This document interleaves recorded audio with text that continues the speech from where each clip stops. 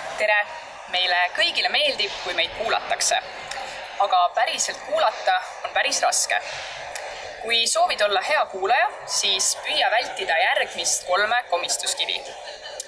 Esiteks, kui sa kedagi kuulad, siis ära valmista samal ajal ette enda järgmist sõnavõttu. Võib-olla sa ei ole vestluspartneri ideedega päris nõus või muretsed, kas su enda mõtted ikka kõlavad arusaadavalt. Kuid kui sa kedagi kuulates valmistad juba enda kõnet ette, siis võib sul kõneleja sõnum täiesti kõrvust mööda minna.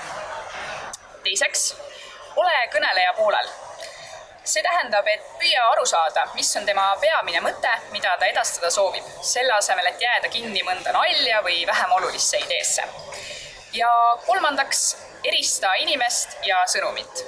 Võib olla, et sulle keegi väga ei meeldi, aga tal on siiski päris head ideed. Nii et järgmises vestluses võid proovida, kas sul õnnestub vältida neid 3 komistuskivi.